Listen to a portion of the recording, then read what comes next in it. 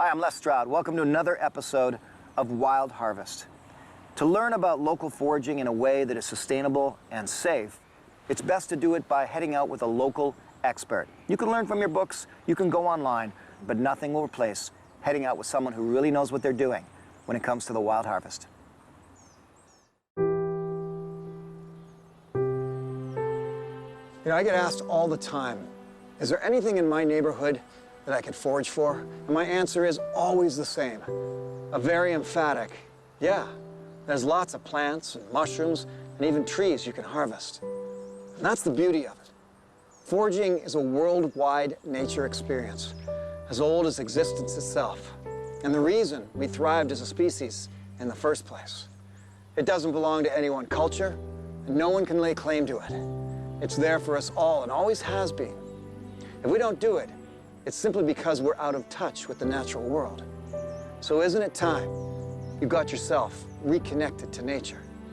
Isn't it time you took the time to breathe in fresh air and feel the earth between your fingers? Isn't it time you enjoyed the wild harvest?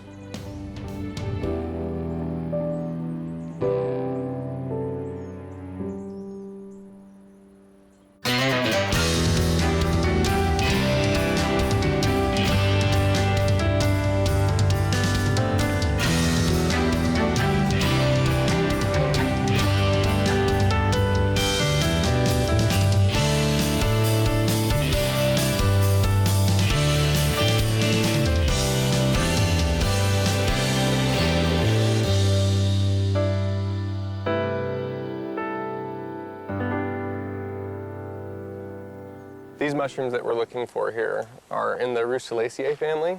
Rogalski. Yeah, and so like for instance, these are, we're gonna look here. Here's some right here. Yeah. Let's see. These are called bleeding milk caps. Bleeding milk caps. And they have some really clear defining features. They're called milk caps because they ooze a kind of a milky substance when you break them open. The genus is Lactarius, and Lactarius, lacta is milk, right? This Lactarius rubrolactis is called a bleeding milk cap, and because it has bright red latex. Okay. There's other varieties. All the milk caps, though, have this kind of latex that comes out when you break their cap. Okay. And the bleeding milk caps is bright red like this, and then it's going to bruise green. So in about 20, 30 minutes, this is going to turn green from this beautiful red. That's not a problem. And it's totally fine. That's just part of it. You know, and in fact, that's one of the defining features of this mushroom. Actually, mine is already, I'm sensing some green on the top of mine just from my finger That's right. stabs. Okay. And sometimes you'll find them already splotched with green, and that's totally normal. So these are gilled mushrooms. Yep. Right? And there's no veil. There's no of veil. any source on the stape. And the stape is like chalk, breaks. Breaks like chalk. Off like chalk. And these are also known as brittle gill. Brittle gill. Mushrooms because the gills are easy to break. They're very brittle. Okay. How about poisonous lookalikes? Okay, so the cool thing about this family and this genus of Rogalski is that there's rules to the genus. Okay. So you can say all of the green staining milk caps are edible. Interesting. And that's a rule that you can just follow. You can say, hey, if it's green staining and I can identify it for sure as a milk cap, then I know I can eat it. And then it doesn't really matter. Can I eat this raw? You can taste it raw, yeah. I mean, I wouldn't eat a lot of it raw. Mushrooms in general, you want to cook. Like pretty much all mushrooms are better cooked. But there's no problem tasting it. In fact, another way you can tell that it's an edible Lactarius is that it's mild tasting. If it's a Rogalski family and it burns and it's like peppery, then it's poisonous. And if it's a Rogalski that's mild tasting, then most likely it's edible. It's a little bitter. Yeah, a little bit bitter. That's fine. It's gonna taste good cooked. I don't know, he's turning green. Wrong one. No, Les isn't supposed to turn green. The mushroom's supposed to turn green. Yeah. Yeah, no, that's great. Well, should we gather some? Yeah, let's grab some. All right, let's do it. I'll take this one. Start right there. When Paul and I started the wild harvest, the whole idea was to get him out to where the plants and critters actually live and grow and survive, bringing him so much closer as a chef to the soul of the ingredient, and therefore informing his thinking on how to treat it in the kitchen.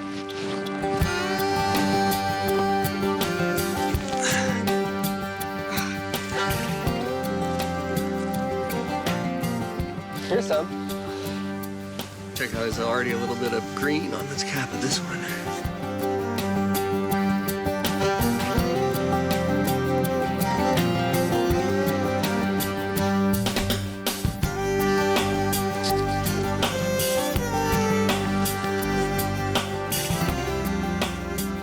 Oh yeah.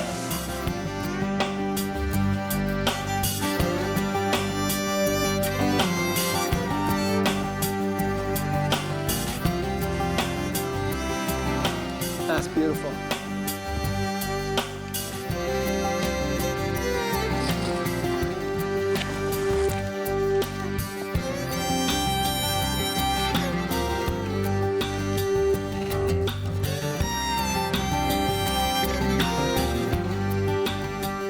These are what I call LBMs. LBMs. Little brown mushrooms. But look at the beautiful curvature. So you can see, this is such a great example that the mycelium is growing under the ground because that's where it is. These are just the apples. It's just the fruit. But I love it when you can see a line like that. So you know that these are all connected, is what I'm trying to say. That's right, and with mushrooms, we call this a fairy ring. Yes. Often, and it starts often with one fruiting mushroom in the middle, and the spores make it out into these rings and create a mycelial mat. This is one guy under the ground, growing like this. So cool and so beautiful.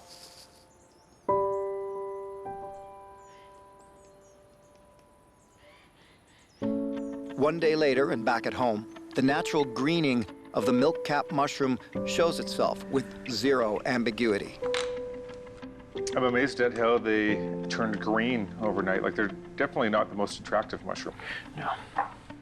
I think they're a little bit better today, now that they've had a chance to dry out overnight, than they were when we freshly picked them. Yeah, they feel better. They don't look better, but the green is neither here nor there, and they feel better.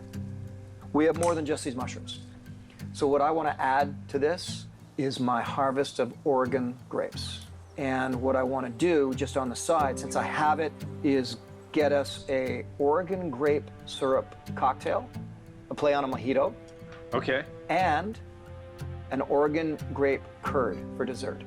you're doing dessert. Yes, I'm doing dessert this time. I like this. This is it right here. I've got 3 gallons.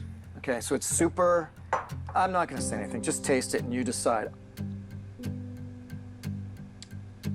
Oh, wow. I don't know how to describe it. It doesn't taste like typical grape juice that, hey, let's make some wine, but I bet you could make wine out of that. It sits right on the side of my tongue. And it's not crazy bitter, but it almost has a place, like I could see using that in a cream reduction. Like I would use wine.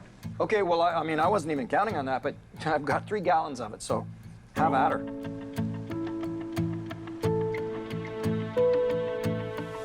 Duck fat.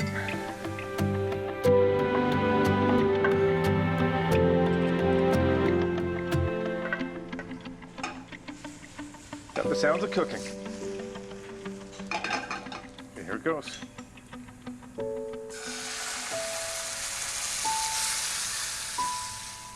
Of cream. And now I just want this to reduce. I want to see what happens.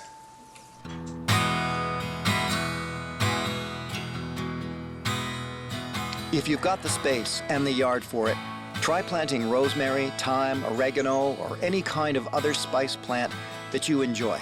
They tend to take little work and come back every year as a perennial, ready to be harvested upon need.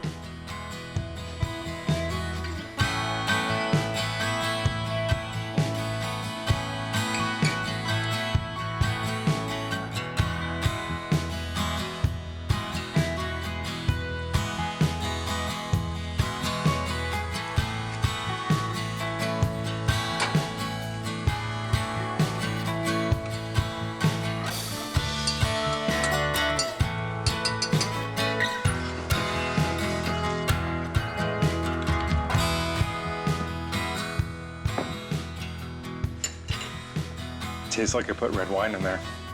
Really? Yeah, sincerely. So that's just the Oregon grape juice that I gave you. A little bit of cream and some onions. Yep, here, try this. So think of a red wine cream sauce. Yeah, I would never have thought of using the Oregon grape juice so early in the stages. Normally, gotta sweeten it up. Yeah, that's really good. It's really good.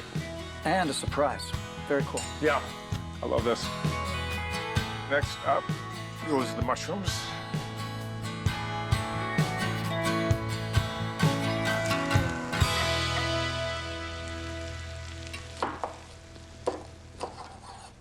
I'm flattering myself working alongside a chef the likes of Paul Rogalski. But hey, I can try. And besides, cocktails are my wheelhouse.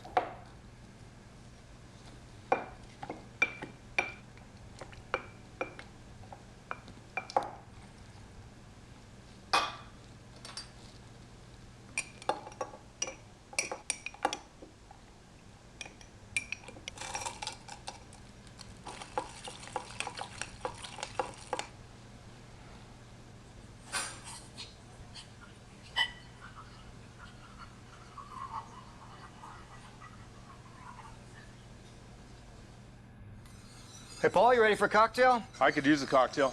Well, coincidentally, I happen to have an Oregon grape cocktail. It's yours. Right on. Here you go, Antonio. Cheers. Cheers. So this is Oregon grape mojito. Play on a mojito. It does have a mojito vibe. It absolutely does. It's delicious. Oh, that's good. That's hitting the spot. Well, cheers. Here's to the rest of your cooking day. Have fun. Cheers.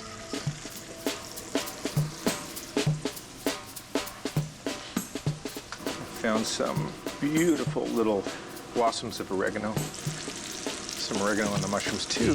Why not? Mushrooms and toast are a classic combination that makes for an easy, crowd-pleasing dish. I've made it for less before, and I want to make it again, but this time with an unexpected twist. Perfect. Because after all, it is, you know, French toast. And after all, I am Chef Paul.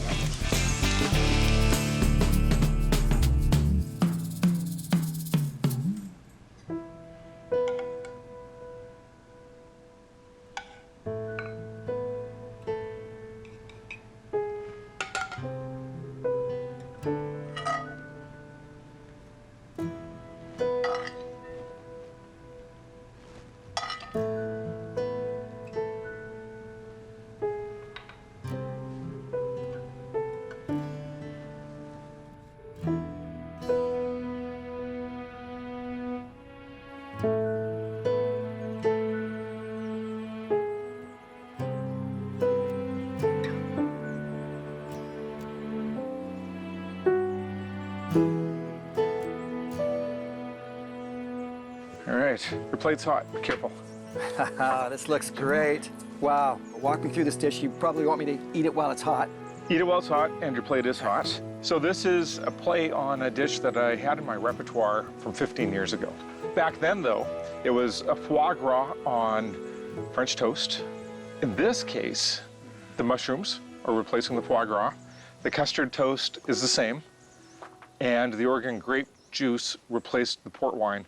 Although I don't have sugar in there, that's just Oregon grape juice and the natural flavor it has reduced. Wow. You know, when you say foie gras, I mean, right down to the texture. Yeah, There's this, you could almost call it mock foie gras. it's true. It's got a great bite to it. Mm. Everything you're suggesting is right on. The sauce tastes like you use wine. The mushrooms taste like foie gras. This is stellar. This is out of the park, dude. Seriously. I'm so happy right now. Oh, That's so good. I'll bet you are. Oh, cheers. Here, Cheers. Cheers.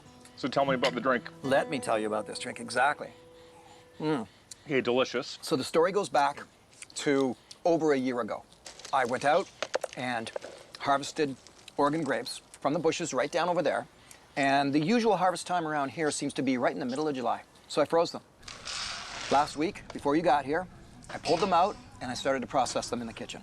And I just took all of the frozen berries, dumped them into a pot, got them simmering on the stovetop, mashed them all up, got the juice out of them, extracted that juice by pouring it through a sieve. Then I did that another 4 times and I kept getting juice. Wow. So I've got 3 gallons of it sitting there. And then I thought, okay, what am I going to do with this? Well, this time I thought, let's sit with this and figure a few things out. And that's when I came across a few recipes, one for the cocktail. And I gotta say, I'm not big on mojitos. Really, it's not my favorite drink, but this is supposedly a play on a mojito, and I'm happy to say, yeah, well, it's a good play on a mojito, so. Cheers to a play on a mojito. I mean, that's delicious. And you know what? That's cutting this beautifully, isn't it? It does. I was just about to say the same thing. It's like, holy cow, that works well together. Every once in a while, Paul, we just land in a spot, in a zone, where you're in your zone with the wild foraged ingredient in terms of how you're going to cook it, and I'm in the zone by bringing along a drink that we can have with it, and this is the zone right here. This is the wild harvest zone. Absolutely. Oh, Antonio. Yeah, Antonio, you have Your to. dish is waiting inside. Wait till the scene's over. And cut. One thing I love about mushrooms is the fact that there's so many different varieties, and they all have their own different flavor profile, their own attributes, their own texture. Whether they're domestic or foraged, they're incredible and versatile. In this case, they will be the flavor of a nice Italian-style rice. So I want a little bit of color on these onions, bit of that caramelization to add a wee bit of a nuttiness and a depth of flavor that will go well with the mushrooms. Some salt. And all I have to do right now is let that cook down, let it get soft before I add the rice and the liquid.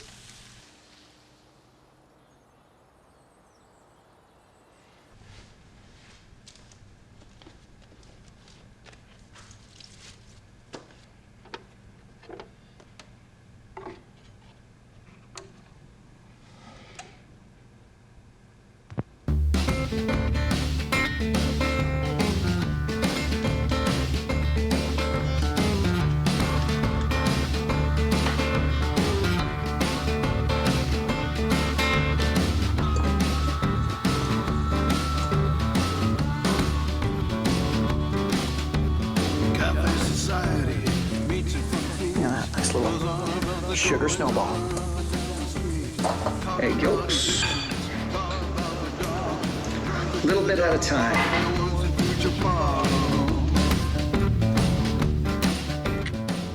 What is it, Paul, about egg yolks and the color that they make desserts?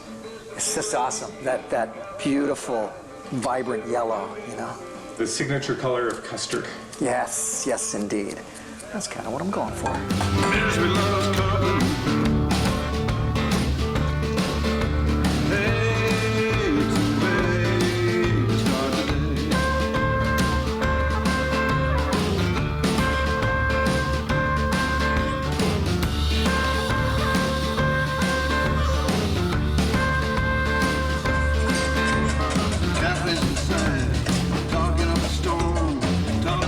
Okay, you've made a lot of custard in your time, also called curd. Yeah. What's the trick here? Okay, you are getting close. The most important thing is not to boil it. You don't want to cook the eggs. Okay. Because they'll curdle, they'll coagulate, and you'll end up with scrambled eggs, not a smooth. That's why. Let me just check that.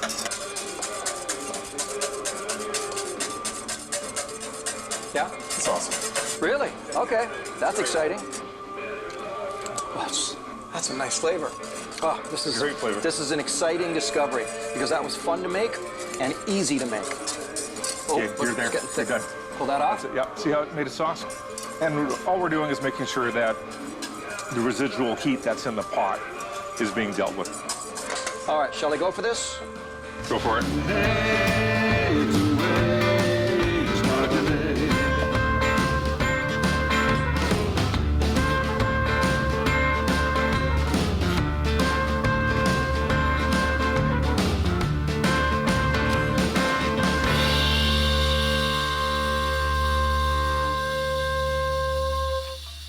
I want to see how these mushrooms work in a risotto, and if their flavor will stand up when combined with the rice.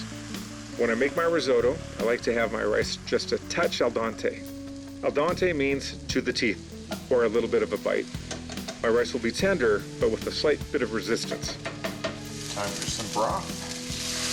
So one thing that's really important is the broth that you use when it comes to mushrooms.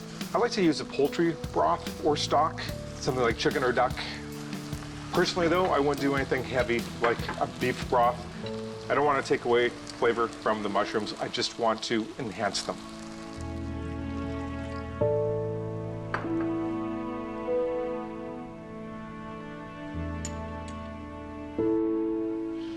And the oregano is from Les's garden. Beautiful little oregano blossoms.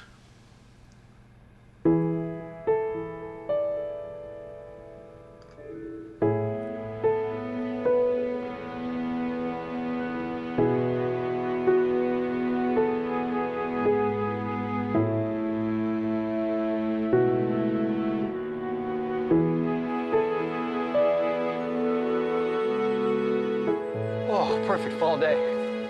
It is brilliant. Dessert is ready for us. Nice. But of course, you're up first. Main attraction. What do we got? Risotto. Or riso, or Paul's mushroom cap rice.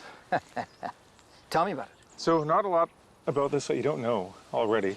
The mushrooms, the bloody milk caps, Yes. and where they came from. I mean, we harvested those together with Adam. The only thing that I added to this, because we are here in Oregon, there's the best blue cheese in the world that is made just up the road. Yep. I had to. I couldn't resist. And I thought it would go really well with the mushrooms. Rogue Creamery. It's it. Yeah. Yep. Oh. Right away, what I was worried about were two things. One, that the flavor would overall be just very basic, mushroomy, risotto-y. Two, that the blue cheese might take over and take away from the bloody milk caps. But I can tell you that every time one of those mushrooms goes on my palate, it's got a flavor that's cutting through. You know, I mean, you could lose mushrooms. Mushrooms can become just part of the texture for risotto. Not so in the case of the bloody milk caps. Are you finding that? I am. And in all honesty, part of the reason I put the cheese on top is so it wasn't part of the overall flavor profile. It was just sort of a punctuating moment on your palate, because the mushrooms are the star of the show. For 3 seasons now going on of Wild Harvest, our point has been find the wild edible plant, or mushroom, or tree, or what have you, and discover its flavor profile, and then celebrate it by not losing it in a sauce, you know, or a soup, or it's got to always pop. It has to always be there. I think we've got both texture and flavor, and it's remaining robust, and it's so. Have you worked with milk caps before? No, I haven't. This is my first time. What did you think? They might be one of my favorite mushrooms so far. Absolutely. I think the dogs agree. Shall we try a little bit more of what Oregon has to offer with the dessert? I had so much fun making this. I've not done a lot of custards, or also called curds, in my life, but I knew that I'd be dealing with an interesting and new flavor with the Oregon grape juice. So I was excited to do this. Tell me your reaction. I love the flavor. It's unique in the sense that it doesn't taste like grape. It doesn't taste like a dried red fruit. It came out tasting like Oregon grape. And it's wonderful. It's balanced. Oh, I love the flavor. It's so good. It's really spectacular. There's no lemon in it, yet it's lemony. It is. Isn't that something? It's right in the back, Yeah. right on the side of the tongue. Yeah. I think I could have left it overnight and it would set up a little stronger, but I am completely getting, I gotta do this again. I'm getting the Oregon grape in there. How about you, Rogue? You want some? Yeah, it does. You're not getting any of this. That is outstanding. Cheers, man. Cheers. All you really need to do is step outside, and you're going to be beside a wild edible plant. I don't care if you're in the middle of a city. So that's the key, isn't it? Step outside and into the natural world, where you will heal quicker, you will de-stress, you will feel better, you will feel stronger. There's just no downside at all to being out in nature, which means there's no downside to the Wild Harvest. What a perfect wild Harvest.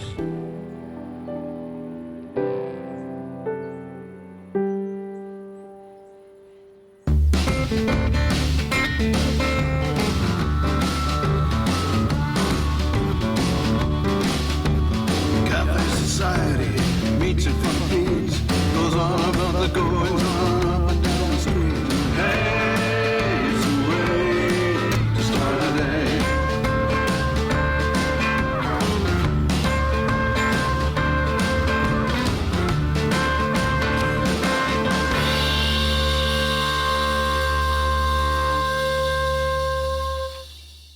If you'd like to continue the Wild Harvest with me and Chef Paul Rogalski, then please check out our website at wildharvestfilms.com, where we have recipes and foraging tips along with deleted scenes and outtakes from the making of Les Stroud's Wild Harvest. Directly inspired by the series, Chef Paul and expert forager Les Stroud bring you the Wild Harvest recipe book. Highlighting all of Paul's dishes and complete with behind-the-scenes stories, it is available for $29.99. In addition, a DVD of this season is also available for $19.99. To order, please go to wildharvestfilms.com, Wild Harvest TV show on Facebook, or Les Stroud's Wild Harvest on YouTube.